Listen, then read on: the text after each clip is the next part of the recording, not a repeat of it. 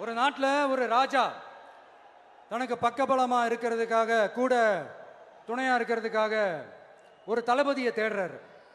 சரியான தகுதிகளோட ஒரு 10 பேர் செலக்ட் ஆகுறாங்க. ஆனால் அதில் ஒருத்தர் மட்டும் தான் செலக்ட் பண்ணணும்.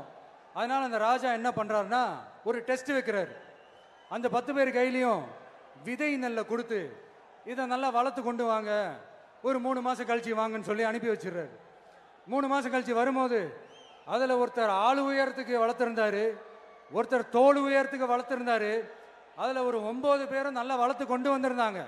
ஒருத்தர் மட்டும் வெறும் தொட்டியோடவே வந்தார். என்னன்னு கேட்டதுக்கு, நானும் தண்ணி ஊற்றி ஊற்றி பார்க்குறேன், உரம் வச்சு வச்சு பார்க்குறேன், வளரவே மாட்டேங்குது ராஜா, என்ன பண்ணுறதுன்னு தெரியலன்னு சொன்னதுக்கு ராஜா அவரை கட்டி அணைச்சிக்கிட்டு, இனிமே நீதான் என்னுடைய தளபதி, எல்லா அதிகாரமும் உனக்கு தான் சொன்னார். ஏன்னா அந்த 10 பேர் கையிலையும் ராஜா கொடுத்தது அவித்த விதை நெல், அது முளைக்கவே முளைக்காது. அந்த 9 திருட்டு பயலும் என்ன பண்ணியிருக்காங்கன்னா வேற விதை நெல்லை வாங்கி அதை வளர்த்துட்டு ராஜாவையும் மக்களையும் ஏமாத்திருக்கிறாங்க. ஆனா இவர் மட்டும் உண்மையை போட்டு உடைச்சிட்டார். அதனால ஒரு நாட்டுக்கு திறமை எந்த அளவுக்கு முக்கியமோ அந்த அளவுக்கு உண்மையும் நேர்மையும் முக்கியம். அது அந்த இந்த நிலத்துல எடுத்து சொன்னது யாரும் இல்ல.